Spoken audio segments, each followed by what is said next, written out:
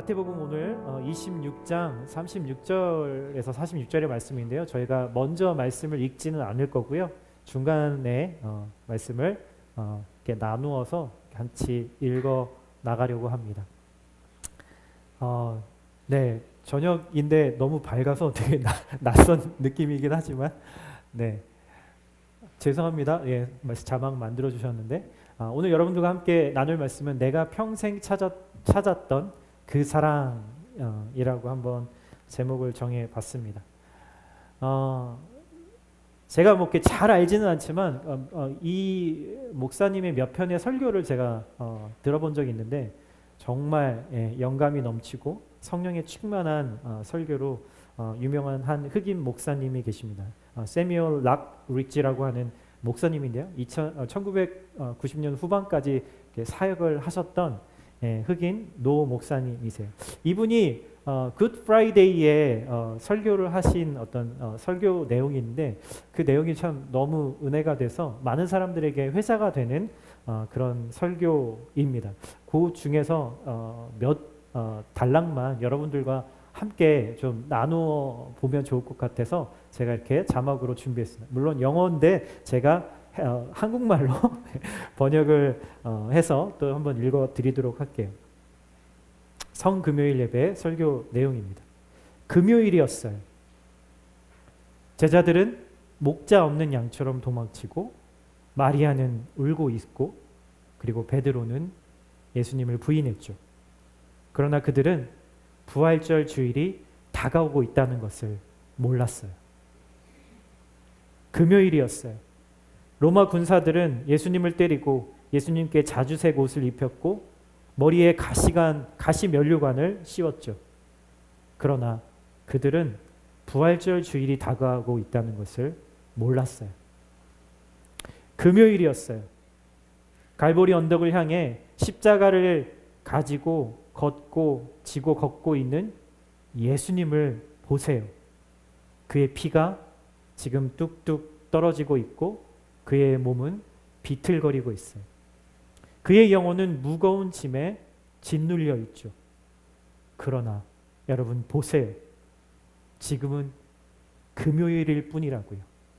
부활절 주일이 다가오고 있어요.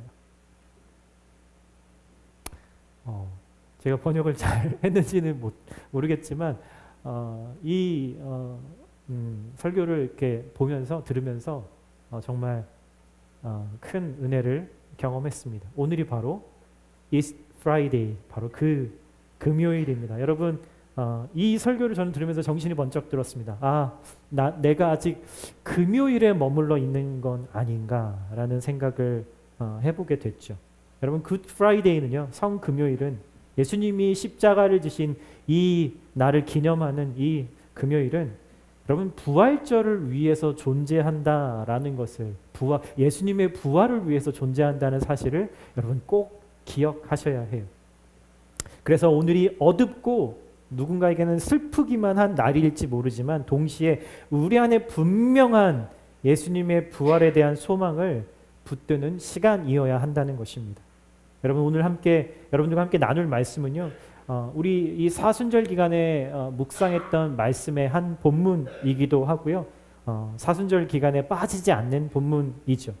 예수님이 십자가를 지시기 전에 죽음을 앞두고 겟세마네라고 하는 동산에 가셔서 하나님께 아버지께 기도하는 장면입니다.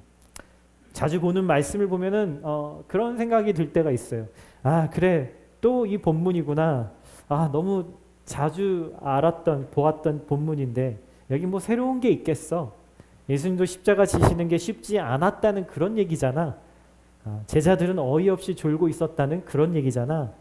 이렇게 생각하실지 모르겠지만 여러분, 그런데 성경 어디에서도 오늘 이 겟세마네 동산에서 보이는 예수님의 이 내면을 깊이 들여다볼 수 있는 곳은 아마 찾기 어려울 것 같아요.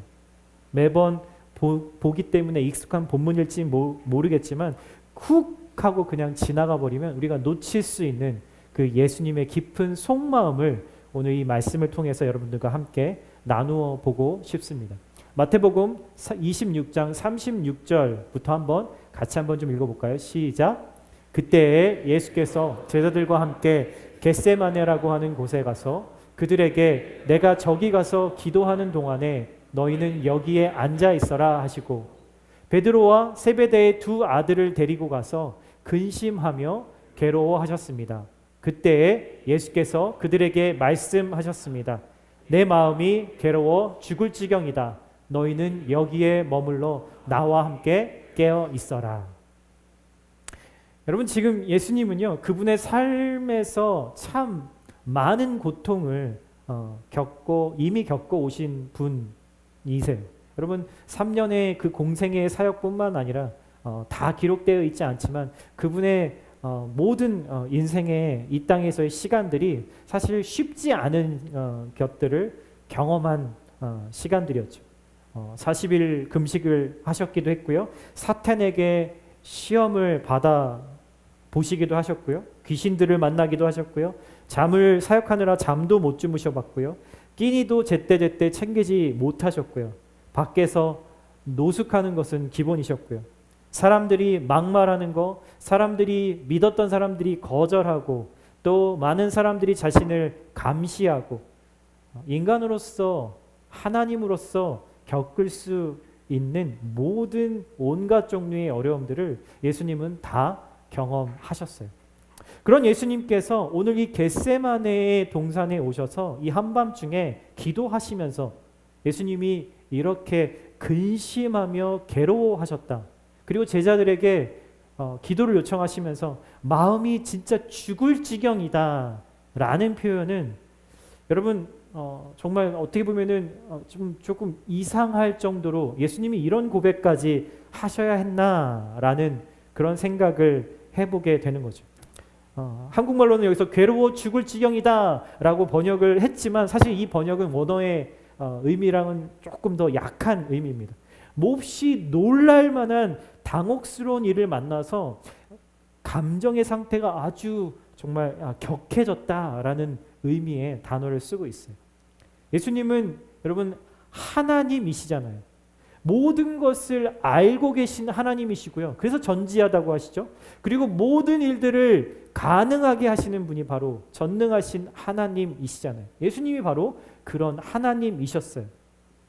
그리고 이미 예수님은 십자가를 지실 것에 대해서 바로 요 순간에 아신 것이 아니라 이미 이 공생애를 시작하기 할 때부터 제자들에게 여러 번 말씀을 하셨었죠. 이미 알고 계셨어요. 그런 예수님이 이렇게 근심하며 마음이 죽을 지경까지 이르렀다는 이 말씀을 하셨다라는 게 조금 의아할 수 있는 거죠. 이 복음서가 오늘 마태복음도 마찬가지지만 이 복음서가 기록될 당시는 그 즈음은 예수님이 이미 죽으시고 부활하신 지 수십 년 후에 기록이 된 책들이거든요. 이때 당시에는 어떤 일이 있었냐면 예수님의 제자들이 이 복음 때문에 하나 둘씩 순교를 당하기 시작했던 그런 때였어요. 그런데 겟세마네의 예수님처럼 그 순교를 당하던 예수님의 제자들이 괴로워서 죽을 지경의 상태로 죽었다라는 말들이 성경에는 등장하지 않죠. 오히려 평온하게 스데반이 수많은 사람들의 돌에 맞으면서도 그가 미소를 띄우면서 기뻐하며 그렇게 죽었고, 폴리캅이라고 하는 또 목사는 온유한 표정으로 그렇게 죽었다라고 이야기를 하고요. 돌에 맞아 죽고 불에 휩싸인 채 죽고 십자가에 거꾸로 매달려 죽고 정말 다양하게 예수님의 제자들이 예수님을 따른 사람들이 순교를 당하고 죽음을 맞이했지만 한결같이 그들 안에는 평안이 있었다라는 거죠. 그런데 하나님이신 예수님이 이렇게까지 깊이 고뇌하고 슬퍼하신 이유가 과연 뭘까요? 예수님의 죽음은 이들의 죽음과는 전혀 다른 차원의 죽음이었기 때문입니다. 이 세상에서 오직 단 한 번 그리고 오직 예수님만 경험한 일이었기 때문이었어요. 39절, 40절, 41절 한번 읽어볼까요? 시작. 예수께서는 조금 더 나아가서 얼굴을 땅에 대고 엎드려 기도하셨습니다. 나의 아버지, 하실 수만 있으시면 이 잔을 내게서 지나가게 해주십시오. 그러나 내 뜻대로 하지 마시고 아버지의 뜻대로 하십시오. 그리고 제자들에게 와서 보시니 그들은 자고 있었습니다. 그래서 베드로에게 말씀하셨습니다. 이렇게 너희는 1시간도 나와 함께 깨어 있을 수 없느냐? 시험에 빠지지 않도록 깨어서 기도해라. 마음은 원하지만 육신이 약하구나. 예수께서 다시 두 번째로 가서 기도하셨다. 나의 아버지, 내가 마시지 않고서는 이 잔이 내게서 지나갈 수 없는 것이면 아버지의 뜻대로 하십시오. 여기에서 예수님이 하나님한테 기도하면서 하나님과 대화하면서 무엇에 대해서 이야기를 하시냐면 잔에 대한 이야기를 하세요. 잔.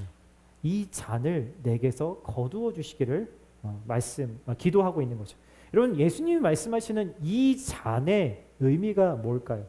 여러분, 이 잔의 의미는 일반적인 죽음을 상징하는 것이 아니라 법의 근거에서 사형을 선고하고 죽이는 죽음을 바로 이 잔이라고 하는 표현을 써서 이야기를 했습니다. 로마 시대 당시에도 쓰였던 법적인 용어이기도 하지만 이사야서와 에스겔서의 구약의 선지자들을 통해서 예언된 그 말씀 가운데도 이런 의미가 쓰여져 있죠. 그래서 이 잔은 특별히 하나님의 심판의 진노하심을 의미한다라고 성경은 그렇게 이야기를 합니다. 예수님이 괴로워 죽을 지경이 되신 이유가 바로 여기에 있는 거예요. 내가 당해야 할, 죄인이 당해야 할 하나님의 진노를 나 대신 지금 예수님이 받게 생기신 거예요. 여러분, 이 진노의 잔이 완전히 부어진 것은 이틀 뒤에 십자가에서 그 잔을 경험하신 것이지만 지금 이미 이 겟세마네에서부터 이 잔을 맛보시면서 시작된 거죠. 여러분, 하나님의 진노하면은 어떤 생각이 드세요? 하나님이 노하셨다, 하나님이 화내신다 하면은 뭐 이런 생각을 하죠. 저주를 받겠구나, 자연적인 재앙들이 일어나겠구나, 전쟁이 일어나겠구나, 전쟁에서 지겠구나, 혹은 내가 바라는 것을 하나님이 들어주시지 않겠구나. 많은 사람들이 하나님의 진노하면 이런 생각들을 떠올리죠. 그런데 아닙니다. 여러분, 그것들이 하나님의 진노를 쏟는 한 가지 방법일 수는 있지만 하나님의 진노의 근본적인 의미는 하나님이 나와 함께하지 않는 것, 그게 바로 하나님의 진노입니다. 여러분, 죄의 본질이 뭔가요? 여러분, 죄의 본질은요, 이거예요. 나는, 그리고 내 삶에서 나는 하나님을 원하지 않아 라고 하는 게 바로 죄의 본질입니다. 한번 잘 생각해 보세요. 여러분들이 자주 빠지는, 범하게 되는 그 죄를 떠올려 보시면 바로 정확하게 이해가 되실 겁니다. 그럼 내가 이 죄를 사랑하고 이 죄를 짓는 것은 내 삶에서 하나님을 원하지 않는 마음이 있기 때문인 거죠. 여러분, 그래서 하나님의 진노는요, 쉽게 아주 심플합니다. 내 삶에서 하나님을 원하지 않기 때문에 하나님의 진노는 그 소원을 들어주시는 거예요. 하나님이 내 삶에서 함께하지 않는 것이 바로 하나님의 진노라는 것이죠. 하나님이 내 삶에 함께하지 않는 거죠. 여러분, 창세기에 보면은 하나님이 아담을 창조하실 때 흙으로 육체를 만드시고 거기에 성령을 부으셔서, 생명을 부으셔서 살아있는 영혼을 가진 인간을 창조하셨다라고 이야기해요. 여러분, 내가, 그리고 여러분들이 그렇게 창조되었다라는 말은요, 내 안에 하나님이, 그 성령이 계시지 않으면 나는 그저 흙에 불과한 인생이 된다라는 말인 거죠. 그냥 흙으로만 존재하는 인생이, 하나님 없는 인생이, 성령이 없는 인생이 우리 주변에 얼마나 많습니까? 여러분은 어떠세요? 여러분, 예수님은 어느 누구보다도 하나님의 성령을 통해서 하나님의 사랑과 임재를 아주 가까이, 아주 깊이 그렇게 기쁨으로 누리신 분이세요. 그런데 지금 겟세마네에 들어가셔서 기도를 시작하실 때 창세 전부터 함께 있어온 그 하나님 아버지와의 연결이 처음으로 끊어진 상태가 되는 겁니다. 이제 곧 가룟 유다에게 배신당하고 십자가에서 죽으시기 전에 예수님은 하나님 아버지께로 도망치셨어요. 마치 피난처에 도망간 것처럼, 안전한 곳으로 도망간 것처럼 그렇게 도망을 아버지께로 도망쳤는데, 천국을 경험하는 것 대신, 항상 경험했던 그 천국을 경험하는 것 대신 지옥이 열린 것을 보게 된 거죠. 여러분, 지옥은 그냥 막 불이 있고 막 마귀들이 거기서 막 무슨 삼지창을 갖고 우리를 찌르고 평생 고통이 있고, 이런 곳은 사람들이 만들어내는 지옥의 이미지고요. 여러분, 지옥의 근본적인 모습은요, 하나님이 없는 곳, 하나님과의 관계가 단절된 곳이 바로 지옥이라고 하는 곳이라는 거죠. 예수님이 절대 십자가가 무서워서 지금 마음이 죽게 생겼다라고 그렇게 고백하고 계신 게 아니에요. 제가 제 아내를 7년 넘게 사귀다가 결혼을 했는데, 한 5년 정도 사귀었을 때 여러 가지 문제로 둘이 힘들어하다가 이제 그만 만나자, 이제 우리는 끝이다 하고 헤어진 적이 있습니다. 예전에도 한번 말씀드린 적이 있었겠지만, 이 헤어진 첫날 제가 어디 갈 데가 없어서 아무도 없는 교회 기도실에 가서 얼마나 통곡을 하며 울었는지 모르겠어요. 그녀 없이 앞으로 살아갈 그 날들에 대한 고통스러운 그 고통이 예상돼서가 아니라, 이제 더 이상 나와 함께하지 않겠구나라는 그것 자체가, 그 존재 자체가, 그 상태 자체가 저의 마음에 큰 고통이 된 거죠. 여러분, 가까운 사람과의 관계가 깨어져도 이런데, 예수님이 하나님과 아버지와의 관계가 끊어졌을 때 느끼셨던 그 고통은, 여러분, 우리가 어떻게 감히 이해할 수 있는 수준일까요? 시간과 공간의 제약을 받고 육체의 제약을 받고 있는 우리가 느낄 수 있는 그 사랑의 깊이보다 아버지 하나님과 예수님이 가지셨던 그 사랑의 깊이는 정말 다를 겁니다. 그래서 그 사랑을 잃게 되었을 때 예수님은 거의 쓰러지실 정도로 그런 마음의 고통을 경험하시게 된 거죠.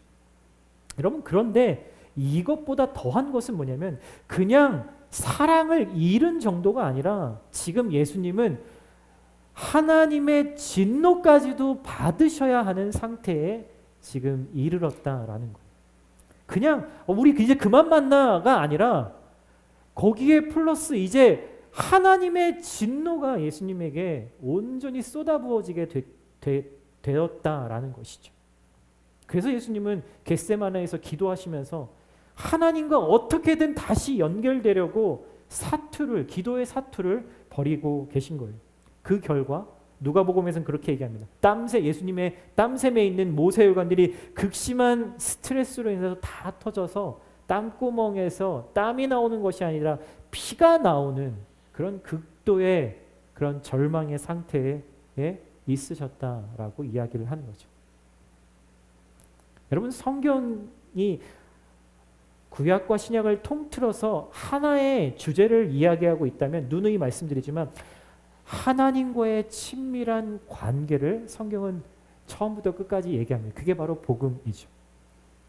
여러분, 어제 나는 하나님과 만나는 시간을 쉽사리 그냥 건너뛰었을지 모르지만, 여러분들 어제 하나님과의 교제를 그냥 건너뛰으셨을지 모르지만, 그리고 내 셀폰에 와이파이가 끊어지는 것은 절대로 있으면 안 되는 일이라고 생각하실지 모르겠지만, 예수님에게는 단 한 번도, 그리고 단 1초도 하나님과의 이 통신이, 사랑의 통신이 끊어지는 것을 절대로 경험하고 싶지 않으셨다라는 거예요. 예수님이 십자가에서 담당하신 이 죄의 형벌은 여러분, 원래 예수님의 몫이 아니었어요. 나의 몫이죠. 결코 예수님이 당하실 일이 아니었단 말이에요. 하나님께 불순종한 건 바로 난데, 예수님이 내 대신 형벌을 받으셨어요. 그래서 나는 예수님이 십자가의 형벌을 대신 받으셔서 내가 그 죄값으로부터 해방된 거예요. 죄를 용서받은 거죠. 내가 죄를 지어서 법정에 섰다라고 생각해 보세요. 여러분, 판사가 나를 대신해서 사형을 받을 사형수를 데리고 와서 당신은 이제 자유가 됐으니 여길 걸어서 나가셔도 됩니다 라고 마치 이야기한 것과 동일하다라는 거예요. 여러분, 그런데요, 여기서 한 가지 우리가 놓치지 말아야 될 게 있어요. 이 겟세마네에서 예수님의 모습을 보면서 단순히 내 죄를 위해서 그분이 죄값을 대신하기 위해서 죽으셨구나 라는 것만 있는 것이 아니라는 거예요. 내가 이 법정에서 나갈 자유를 예수님 때문에 얻긴 했지만, 하나님께 그래서 용서는 받았지만 그것이 하나님이 나를 사랑하신다라는 증거는 아닐 수도 있다라는 거예요. 무슨 말이냐면, 여러분 이런 이야기를 들을 수 있잖아요. Do not something. 이거 하지 마, 저거 하지 마, 이거 하지 마, 저거 하지 마. 이렇게 하면 너는 벌을 받을 거야 라고 하는 것들을 우리는 삶에서 많이 듣죠. 그저 하지 말라는 것을 하지 않고 지킨 상태라는 거예요.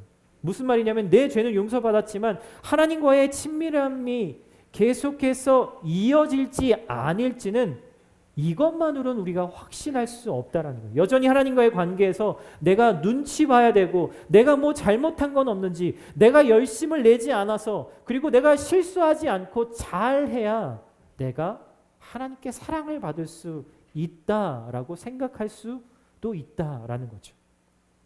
십자가를 그 수준에서만 보면 우리에게 십자가가 완전하지 않고 어딘가 불충분할 수 있다라는 거예요.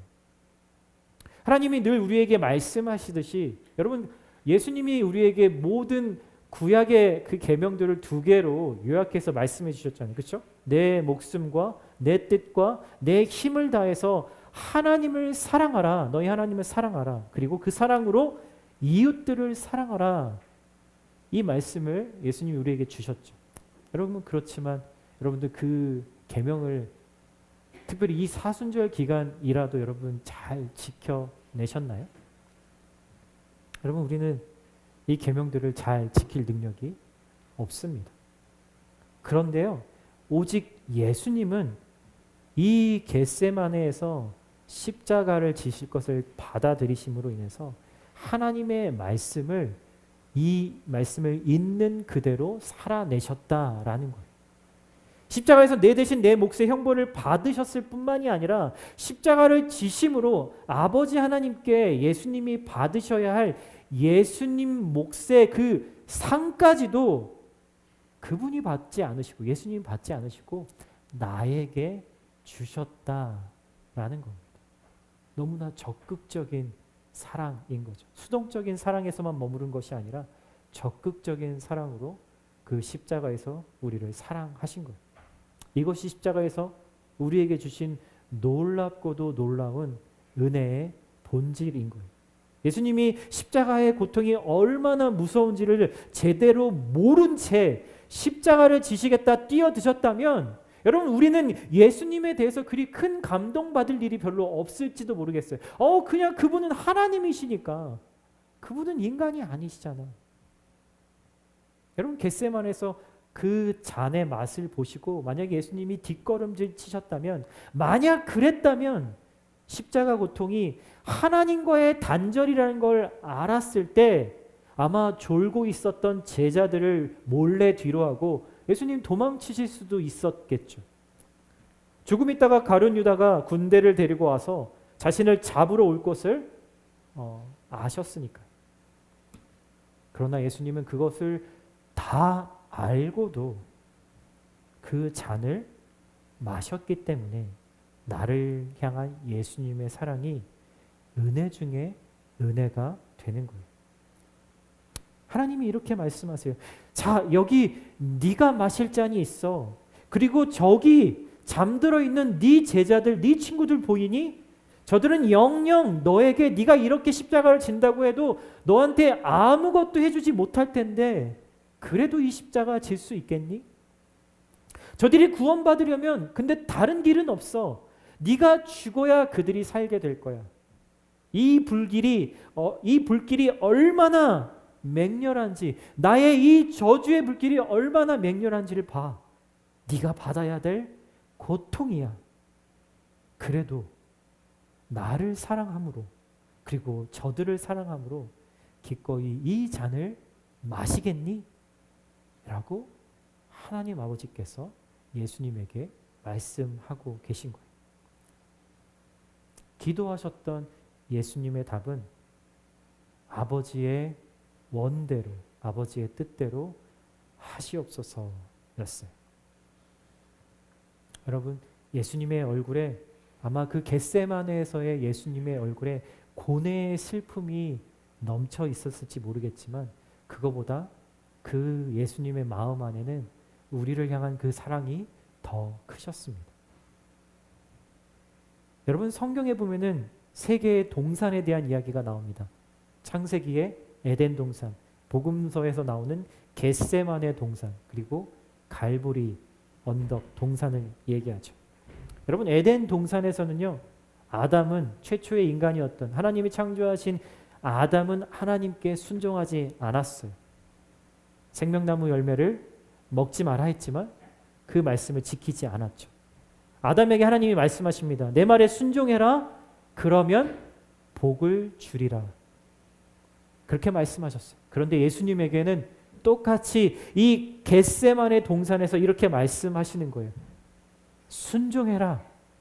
그러면 네가 죽으리라. 이게 하나님이 예수님에게 하신 약속의 말씀이었어요.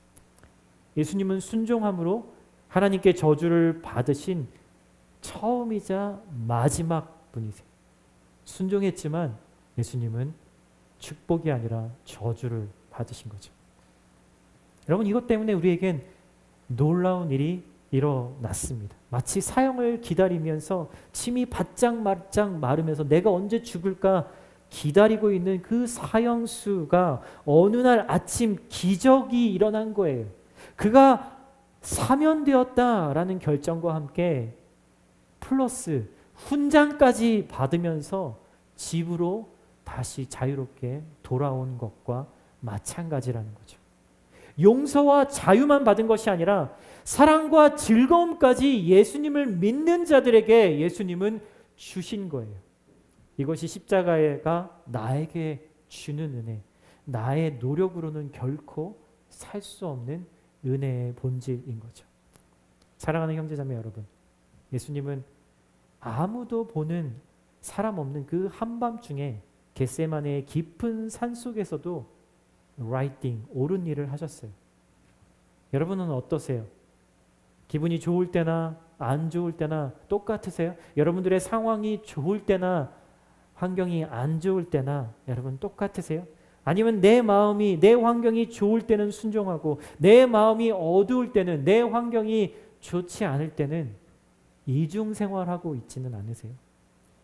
예수님이 언제나 옳은 길을 선택할 수 있으셨던 이유, 아버지 하나님이 원하셨던 그 뜻을 선택하실 수 있었던 이유는 바로 내 뜻대로가 아니라 아버지의 뜻대로 구하신 기도에 있는 거예요. 얼마 전에 몇 달 전에 제가 한 4년 정도 오랫동안 기도해온 기도 제목이 있었는데 그 기도 제목이 응답되지 않은 일이 있었어요. 그날 제 마음이 너무너무 괴로운 거예요. 너무너무 괴로워서 그날 저녁에 BTS 모임이 있었는데 도저히 이 마음으로는 누군가에게 가서 하나님의 말씀을 나눌 수 없을 것 같다라는 그 괴로움 때문에 그저 그냥 일어나지 못하고 제 방에서 기도를 하고 있었습니다.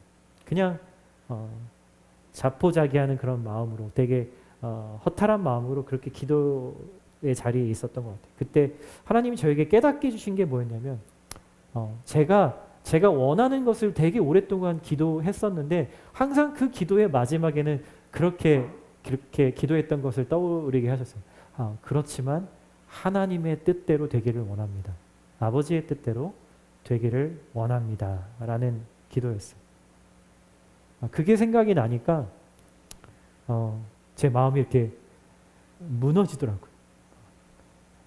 여전히 내 마음은 그 십자가를, 그 예수님이, 하나님이 내 기도를 거절하는 것을 저는 기뻐할 수가 없는 상태인데, 그럼에도 불구하고 아버지의 뜻이 이루어지기를 원한다라는 것이 과연 어떤 것인가? 예수님이 정말 이 잔을 내게서 지나가게 해주십시오라고 기도하시면서, 하지만 아버지의 뜻대로 되기를 제가 원합니다라고 하신 그 마음을 조금은 아주 조금은 이해할 수 있었던 것 같아요. 여러분, 이것이 우리의 기도가 되어야 합니다. 오늘 겟세마네에서 예수님이 맛보신 끔찍한 고난은 여러분 과연 지금 오늘을 살아가는 나와 무슨 상관이 있을까요? 하나님이 내 코앞에 만약 고난의 잔을 들이미시면서 창호야 정말 나를 위해서 이 잔을 마실 수 있겠니? 라고 물으실 때 여러분 우리는 힘듭니다. 저는 힘들 것 같아요. 정말 고뇌 속에 빠져 있을 것 같아요. 오랜 시간.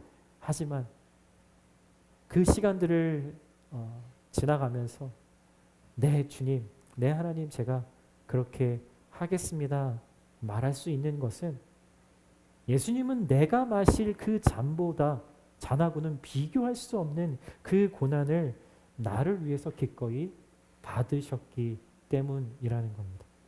예수님은 그저 우리에게 모범을 보이시려고, 하나님의 아들로서의 모범을 보이시기 위해서 십자가를 지신 게 아니었어요.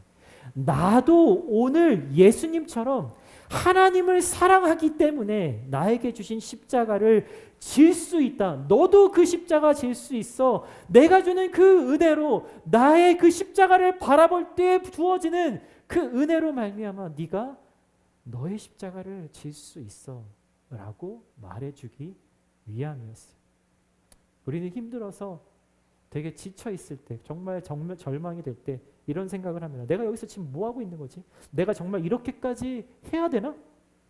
나 끝까지 버틸 힘도 없는데, 내 자신도 못 믿겠는데, 예수님도 아마 나의 이 연약함 때문에 질리실 거예요.